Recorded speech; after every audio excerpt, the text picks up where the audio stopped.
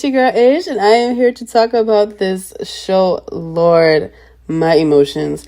These boys are really taking me on a ride, and I hope that you are in that car with us too. So, without further ado, let's jump into episode 11.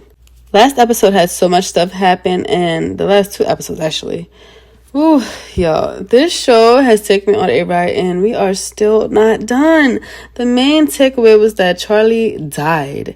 Babe got his powers back, and then Dean was the one who cut the brake fluid in Charlie's car, killing him.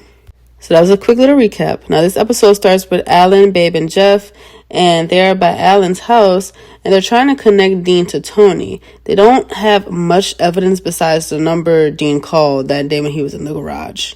So they still don't have enough evidence to take Tony down as of yet, and Dean didn't really help with that at all.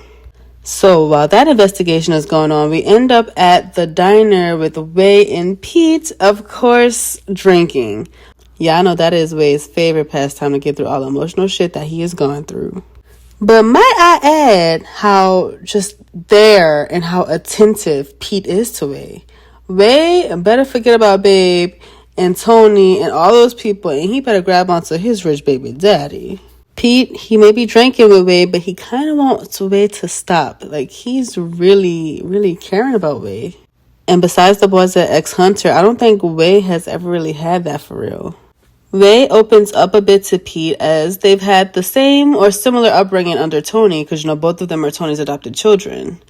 Way says that he is lost and he doesn't know what to do now that everything that he believed in were all lies that Tony had told him. And basically everything he believed in was shattered. He himself is shattered. And gosh, I gotta add, they are about two very beautiful enigmas just sitting there, just so powerful, even though one is so broken. Anyway, Pete tells Wade that he was once manipulated by Tony as well, and he vowed to make sure that no kid is ever manipulated by Tony's love, quote unquote, again. Then Pete told Wade he has a chance to choose his next path in life. He doesn't have to sit there hopeless. Like, he does have a choice. Pete is someone who has been in Way's shoes, and he's given him some really, really good advice on how to change his future so that he doesn't have to end up like a bad guy with Tony constantly controlling him. So I respect Pete for that. So in the next scene, which is so fucked up, it just shows how conventional news just gets it wrong a lot of times. In the next scene, the news is calling Tony the, quote, husband of the nation, unquote, talking about how his fundraiser that we all know is a big human trafficking ring. And, it kind of reminds me a little bit of P. Diddy, what's going on with him. Anyway, who's Alan, Babe, and Jeff, they are still trying to get to the bottom of who messed with Charlie's car. Babe is hella bent on killing Tony, understandably, and I get it, I would try to kill that motherfucker too, because he just fucked over so many children. But then we see Charlie asleep on this man's couch in the middle of who knows where. Like, what the fuck? Ain't you supposed to be dead? But am I surprised though? No, because I knew that Charlie didn't really die. Like, how could he? Then there is this random knock on the door, and no one other than Jeff shows up, of course, because he was part of the plan too. See, I told y'all that those two had a plan, and they both planned for Charlie to die. They are such bad boys, but they are so good. So this man who Charlie is with is called Uncle Revel. Charlie woke up and Jeff briefed him on what has been happening since he allegedly died. Charlie asks, how is Babe? And Charlie is sad too that he had to leave Babe, just like Babe was sad that he died, of course. But Jeff reminds Charlie, hey, this was your idea, Charlie. You're the one who hatched this plan. Then we see a flashback of Jeff with Tony telling Tony that he will mess with Charlie's car so that he cannot race anymore, making it less suspicious because Jeff is a mechanic. And that also will make Charlie go back to Tony's house as well. So Jeff is concocting a plan within a plan. He is such a smart boy. Then we see Kenta. We see Kenta tell Dean to cut the brake fluid. And, just trying to get inside of Dean's head, making him feel real bad, because that's their tactic. That's Tony tactic, manipulation and belittling of people. But then we get a flashback of the accident, and we see that Charlie swerved himself off the track and caused his own accident. So many plans, many actors, many agents. Is so many games going on right now, okay? Because then we see the doctor who told Babe that Charlie had died, and Uncle Revel planning to make it look like Charlie died in the hospital. But Uncle Revel says something interesting. He says he already made the mistake once, believing that having special powers would make everyone's life better. But he sees how Tony is exploiting the kids. Now, what does Uncle Revel mean by he made the mistake once? Let's keep that in the back of our minds as we go on. He said he gave up someone important to him. Let's keep this in mind. So we find out that the doctor was in on it and that Charlie really didn't die. However, the question of the powers getting transferred back to Babe comes up. And that is what I'm interested in. If Charlie didn't really die, then how did Babe get his powers back? Well, Uncle Revel had this mysterious drug that slowed Charlie's heart to make it seem like he was dead. The doctor gave it to Charlie in the hospital. And when Uncle Revel got Charlie's body in the back of the ambulance, he injected Charlie with another drug to get Charlie's heart rate to come back up. So, I'm guessing Charlie technically did, quote, die, unquote, for a little bit, and that allowed the powers to transfer back to Babe. Whew. Okay, I think my theory is right. Or the drug, instead of slowing his heart rate and making it seem like he died, the drug that the doctor injected Charlie with actually stopped his powers.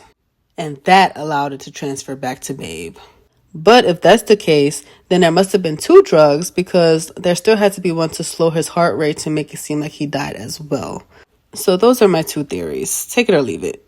But then we get more information on this mysterious drug. So we found out that Charlie is the first alpha to test out the experimental drug that allegedly gets rid of their powers. Side note, this could be the drug that was given to him in the hospital, or it could be a drug that Uncle Revel started giving Charlie after he got to his home.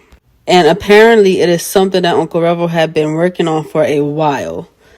Later, when Charlie asks Jeff how did he know Uncle Revel, Jeff lets him know that he and Tony are like rivals. Revel has the same goals as the boys, i.e. to stop Tony. So Charlie said he'll continue to be the lab rat if the drug helps get rid of the powers and to help stop the exploitation of the children. To be honest though, if I was an alpha in this world, I would want to keep my powers, but just stay very far away from the likes of people like Tony. Easier said than done, because I know he's sitting here kidnapping the kids before they even realize that they have powers. But, if I was older, I'd want to keep my powers, if I had the choice. Meanwhile, Alan is still tripping because Jeff didn't agree to be his boy yet. So our favorite duo, North and Sonic, try to cheer Alan up, try to give him some dating advice. Useless advice, but advice nonetheless. And y'all, those two are so funny to me. They keep teasing him on being old, but I'm like, Uncle ain't even old. He's in his 30s. Is that old? That's not old, guys. 30s is not old. And then while all this is going on in the house, Kim pops up like, aren't y'all gonna eat breakfast? Because I'm hungry. Hungry with an A. And all three of them, Alan, North, and Sonic, they're like, well, Kim is adjusting well to the ex-Hunter house. Yeah, it's a cute little scene. Go watch it. So, Babe goes to see Pete, but they're in a very inconvenient place because Tony's men are all around. So, Pete tells him not here, and he gives Babe a place to meet him. But meanwhile, Kenta has a spy recording Babe. The guy shows Kenta the video of Babe going to see Pete and asks if, Kenta, do you want me to get rid of ex-Hunter for you? Kenta says no, ex-Hunter is harmless and in a panic, basically. The person they should worry about is Pete. Kenta said he'll handle Pete himself. Okay, let's see what Kenta Ken does to Pete. And as we know, those two have a little bit of history together, so we should see if it's revealed to us in the upcoming episodes, but I think that they are very close.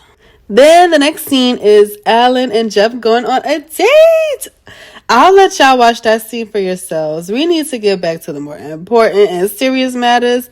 But I will say that there was a lot of sweet and lovely things said. But I cannot skip the next scene because Jeff and Alan kiss. They tell each other how they love each other, and then they bang, bang, bang. And to be very honest, it was so unexpected to me. But when I tell you I was 100% here for it, baby. I was like all in it, and it was so cute and so sexy. And y'all, Alan is so fine as hell. They were in a shower, then they were in the tub, then they were in the bed. I had to clutch my little pearls. Alan was Jeff's first. He popped Jeff a little cherry. Y'all, I was so unexpected, but it was so good. It was a good break and relief from all the other shit that is just happening around them. And to be honest, I appreciated it. I didn't know I needed that sex scene.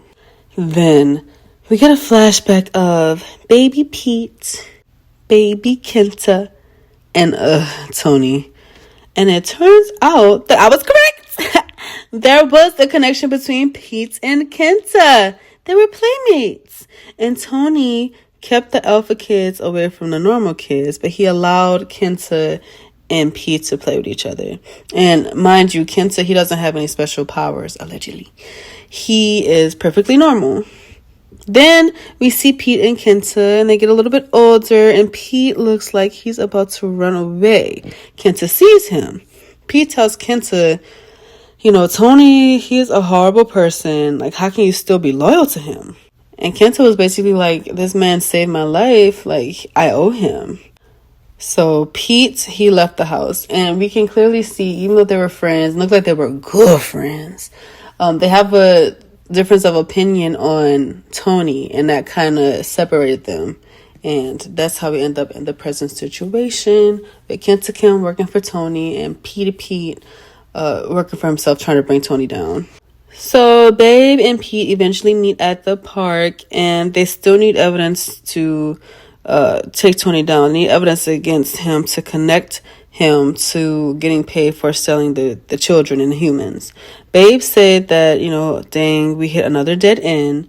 And Pete says he has an idea on who can help them, but Babe is not going to like it. Then Babe rolls his eyes, and let me tell y'all, Babe stays rolling his little eyes, some little pretty eyes. He stays rolling them. But he's like, okay, who is it? Is this person I'm just not gonna like?